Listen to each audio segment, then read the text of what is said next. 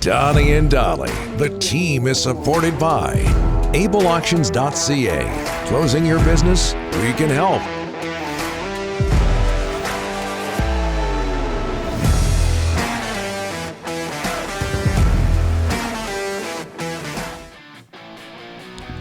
Ian Furness standing by in the wake of the Cape talk and All-Star Game talk. Today's guest, including Ian, brought to you by Langley Chrysler. Enjoy no-hassle 3-day returns and 30-day exchanges on all used vehicles so you can make sure what you get is just right for you. Don't just love your car. Don't just love your car. Love buying it at langleychrysler.com. What's that show where there's My Strange Addiction. I knew that's exactly where you were going with this. Yeah, and the cover of it, or the shot that they used to promo the show, was a shot of a guy who was clearly in love with his car. He fell in love with his car. But there's other things that they enjoy the taste of eating, like wicker. Yeah, and you know what? People have problems, and we shouldn't make light of it. Exactly. But there was an exhaust pipe involved, and it was... Dollywall had a Friday one. That's right, with a 75 Mercury Bobcat. Hold on a second. And a car, too. No comment. Move on. By the way, folks, okay, Dave and Cedar, for example, it was George's dad's divorce That's lawyer. right, yeah. Played in the distance. I don't think he spoke by Larry David. It was the Donna Chang episode. That's right. There's a Mercury Bobcat involved in that as well. Ian Furness joining us now, I think, from KJR Sports Radio, Fox 13 Sports in Seattle. The Seahawks season is over and done with. How are you, sir? Gentlemen, how are you? A little Seinfeld talk today? Is that what I just heard? Well, as is being pointed out in our inbox, pretty much every day we refer to Seinfeld episodes, and it wears on some people, but we're not going to stop. You watch Seinfeld, don't you? Come on. Yeah, I mean, Yeah, I got gray in my beard. Of course I did. Yes. Yeah, Okay, absolutely. Let's start here before we talk about the Seahawks, but that NFC West playoff matchup on Monday. You've seen a lot of these teams, Cardinals, Rams. Who wins? Well, I part of it's going to be injury related, I think, too. Cam Akers coming back, the running back for the Rams, that helps them with a 1-2 punch with Michelle. It takes a little pressure off Stafford, who's he's still Matt Stafford, guys. I mean, he is still the Detroit quarterback. We saw that last week. And if James Conner is out for Arizona, and I know he didn't practice yesterday, we'll see what happens the next couple of days. But Conner being out would hurt them immensely. I think a lot of his health related. I would not be surprised. I think the Rams are the best team in the NFC West. I think we've talked about that, even go back to the start of the season. Best roster, at least. But, they lose Woods. Robert Woods was a monster part of their offense. And they just find ways to lose sometimes, and yet at the same time, Arizona's a team that in the second half has kind of fallen apart. It's a pick-em. Honestly, though, great game, great matchup. And the 49ers, speaking of the NFC West, are in Dallas. Okay, 7-10, Seahawks end their season with the win in Arizona. How would you characterize their season? Well, I think 7-10 explains it all, to be honest with you. And part of it is what happened last year, and what happens a lot in the NFL, that the margin of error is really small. The league of parity, and it really is that, with a few exceptions, the difference between teams that are just missing the postseason, or 2 or 3 games below 500, and the teams that are like 9-7, 9-8, I guess. I got to do my new math with 17 games, 10-7, things like that. It's really small. Lose a couple one-score games, and all of a sudden that record flips. No Russell Wilson for effectively, 3 weeks, but really almost half a game against the Rams. In the next 3 games when he came back, I mean, you could make an argument 6.5 weeks of no Russell Wilson, and you end up 7-10. He didn't play well at times this season, and then all of a sudden, the last game of the year in Arizona, he looks like the best version of Russell Wilson we've seen in a long time. Probably not a coincidence that there's a running game with Rashad Penny. I think they got what they deserved. They had too many roster holes and flaws along the way, but still probably a better football team than I think some people think moving ahead. But free agency in the offseason is going to be enormous. They have 25 free agents. 16 of those are unrestricted. Okay, Ian, let's talk about your hockey team. All right? Yes. Not good. Yes. Swept No. on their 3-game road trip. Yes. losses in 10 of their past 11. What's going on, my friend? Hey, Rick, they've got an all-star though, huh? They got an all-star. That's it. What else do you want? What else? Yeah. What else? Jordan do you want? Eberle. I thought that's the road we're going to go down about all the all-star snubs and then Seattle. They got great goaltending last night from Drieger, and I mean that, which is interesting because a lot of our conversations with Kraken this year have been based on their goaltending has been subpar. Grubauer hasn't been good enough.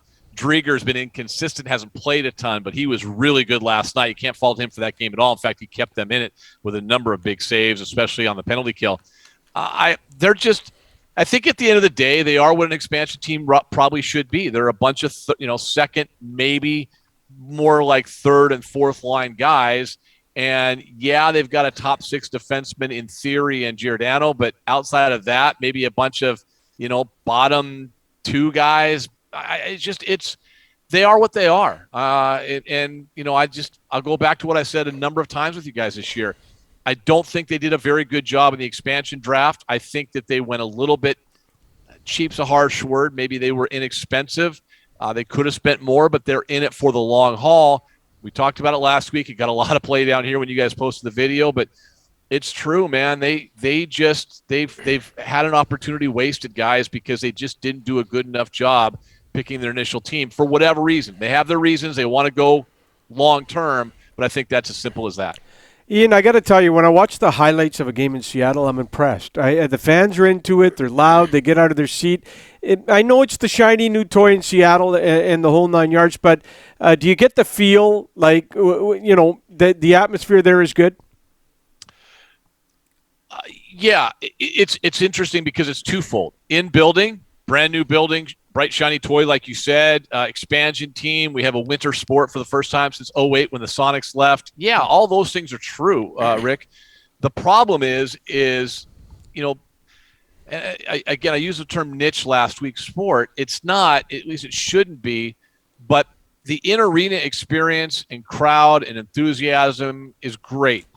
When a team loses, though, you see the effects elsewhere. The television numbers, radio numbers, that type of stuff, fan interest on sports radio and all those things, that's down. The initial honeymoon of the last 3 months, it still exists inside the building. I would say it doesn't exist outside the building, if that makes sense. That's fair. That's fair. Yeah. And we all know Ian's too cheap to go to a game, so there's that as well. I don't want to pay $25 for a water as well, Ian. I'm with you. I think it's $35. Hey, we could go on. Let's get back to the Seahawks for a second. Yeah, we could go on and on. We've talked a lot about Pete Carroll and Russell Wilson and whether or not they're coming back. But I want to talk about this because I think you have some things to say about this gentleman. Richard Sherman retires. What will you remember about him as a player and about dealing with him as a reporter? I think he had his issues off the field this year, and he's got some demons I think he's got to deal with. So if I just look at Richard Sherman, the football player, all due respect to Jalen Ramsey and other guys, I think he's the best cover corner we've seen in the NFL in the last 20 years. And because he could do it a variety of ways. He could be physical. He could press. He could play zone. He could do it all, mostly because what he sometimes would lack in terms of physical attributes and specifically just straight ahead speed. He just was the smartest football player I don't think there was ever a day that he stepped on the field he wasn't the smartest football player out there. Period. End of story. I mean, he knew the game, felt the game, saw the game, read the game, understood the game.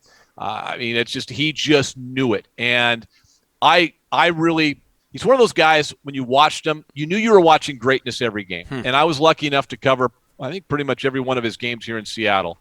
When he played for the Seahawks. And I understood I was watching a Hall of Famer probably maybe a year or two in. But then as time wore on, you just kind of said, wow, there is just something different and special about this guy, next level. And part of it was just how he carried himself, his aura. I think, you have to play that position. You got to have some swagger. Yep. And he has it. He's just a special football player. He's going to be in Canton someday. He should be there as soon as he's eligible. From a reporter standpoint, a media standpoint, I always had great dealings with him. Okay. I really enjoyed working with him. I'll tell a quick story if I got a second.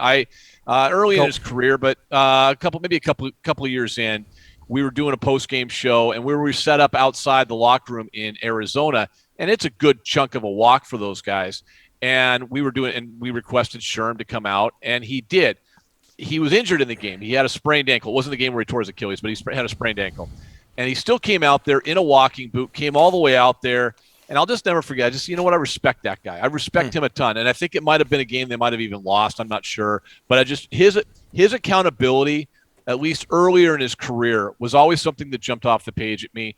Like I said, I had good dealings with him. I always enjoyed talking to him. He actually, he and a couple other guys at one point helped me out in the locker room. We're trying to get a young guy on, and guys are like, I don't know if I want to talk and all this. And Sherman's like, no, man, that's part of your job. Yeah. And I appreciate him for that. Okay, and even quicker than that. Very that wasn't that quick, actually. But Ian, Quandre Diggs, is he going to be okay? Is he going to be able to resume his career?